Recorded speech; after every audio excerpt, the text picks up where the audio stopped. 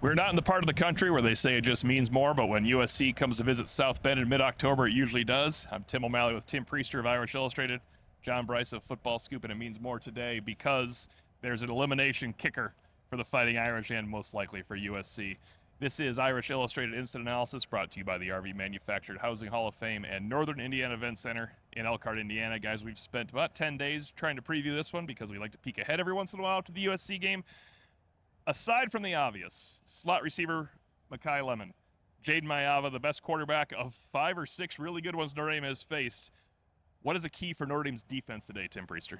Well, I wanted to start with that because pass rush is huge. Notre Dame's pass rush has really taken off the last 3 games. They have 8 sacks, the majority of their sacks on the season in these last 3 games. So, you know, we obviously it's not great news that Notre Dame's without Ashton Craig on the offensive line and Gabe Rubio on the defensive line, but USC's been a little bit banged up up front as well.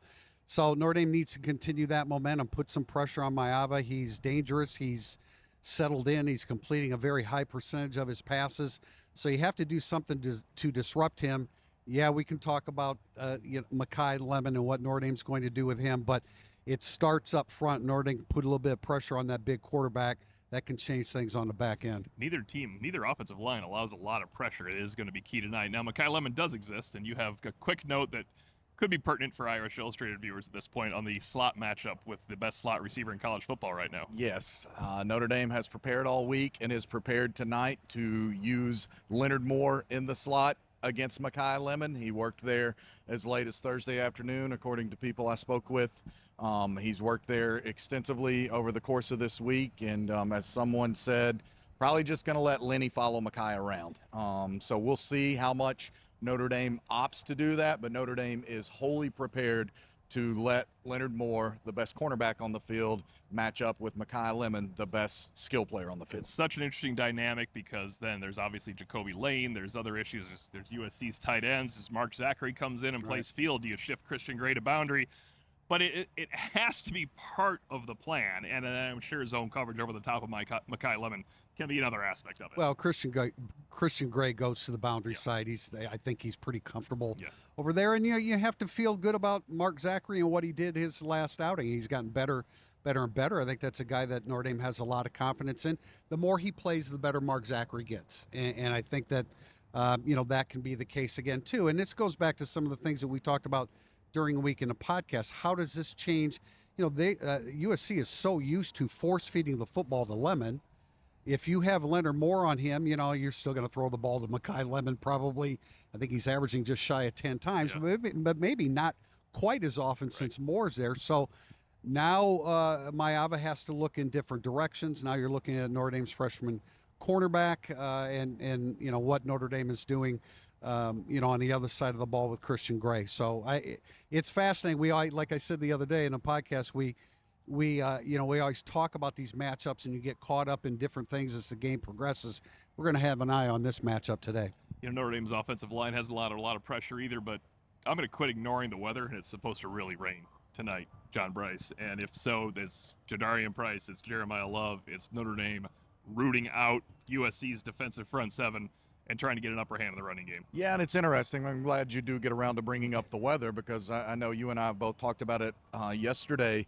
There's been a lot of chatter about this game almost being moved up, depending on who you talk to. There's some people who said, USC said, no, we're not worried about the weather. We don't want to move it up. And so I find that very interesting. But Notre Dame has also, much like it's done defensively, made plans offensively to definitely lean on its ground attack more than we've seen it this year, especially with the apparent imminent inclement weather. I think we're going to see more 2 tight sets than what we've seen this year. That's Eli Raridan and Ty Washington. Now, Cooper Flanagan practiced the most he's practiced all year this past week. He's been listed as questionable for the game. We'll continue to see. Jaden Greathouse also more practice this week, still questionable. Those are a couple of personnel items we should learn about an hour to 90 minutes before kick.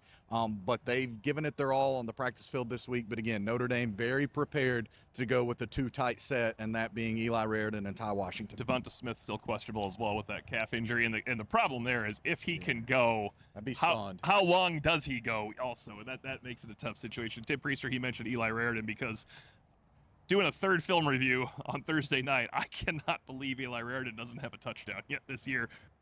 It's coming tonight, I think, if the inclement weather comes and you're going two tight end set and you need a goal line resolution at this point. Look, we don't want to overstate what's gone wrong in 2 games at the goal line for Notre Dame, but it's been very disjointed for them down there, and you cannot have empty possessions in the red zone tonight. No, and there are so many interesting dynamics in this matchup. If you can't throw the ball down the field, both offenses will be a little bit frustrated by that because they've both been very successful throwing it down the field. But no, Tim, you're absolutely right. In the red zone, there can't be any more excuses. There can't be any more, the opposition made the right call. You made the right call against us. It can't be that way. You have to take advantage of it. USC's been pretty darn good in the red zone defensively too. And John Brice, your guy, Marty Biagi's probably got something dialed up for tonight because you definitely need something in the special teams game. And in inclement, throw lightning away, throw everything away. Just a lot of heavy rain.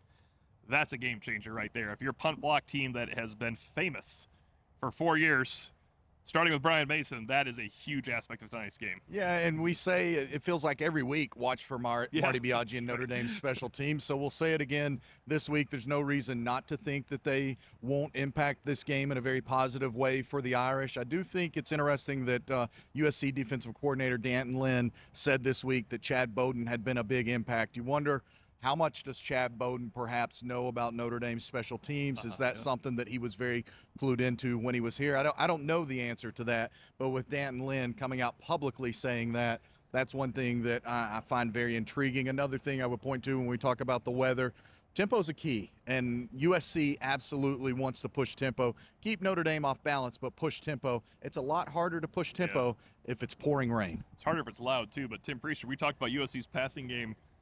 They've been able to run the ball all year, and it's going to be a third-string running back. Another walk-on story. Joining Jordan Faison, the former walk-on, Luke Tausch, the former walk-on. King Miller looked great against a very good run defense last week. The only reason you say walk-on in front of his name is because it's a rarity. But Notre Dame defensively obviously knows that this is a big-time running back. He was outstanding against Michigan. Now, he also had a ton of room to run against Michigan as well. I wouldn't expect there to be those kind of gaping holes against Notre Dame's defensive front. But if you want to, these two teams are combining for 85 points a game. If you want to hold USC down, you better contain King Miller. Last thing, obviously, you mentioned Gabriel Rubio out. Elijah Hughes has a heightened role. I mentioned that as a USC transfer. John Brice, anything else before we give into the weather? The only other thing I would add is, first of all, Drew Mintock made a great point as we walked into the stadium. He said, I think it's okay to play with emotion. And Drake Bowen said this week, we're going to be emotional. So as long as Notre Dame harnesses those emotions, I think that's key. And along those same lines, I was told that both sides in this rivalry have let it be known to the respective locker rooms this week, this game is personal. And that's a message that's echoed from the top down. USC has never beaten a Notre Dame team in Notre Dame Stadium when the Fighting Irish are ranked higher than the Trojans. Tim Priester, you've seen a lot of these. That's a remarkable stat. It's been since 2011 since USC was able to upset Notre Dame, also a 9.5-point favorite then. For John Brice of Football Scoop, Tim Priester of Irish Illustrated, I'm Tim O'Malley. Thanks for watching and listening to Irish Illustrated. Instant analysis brought to you by the RV Manufactured Housing Hall of Fame and Northern Indiana Event Center in Elkhart, Indiana.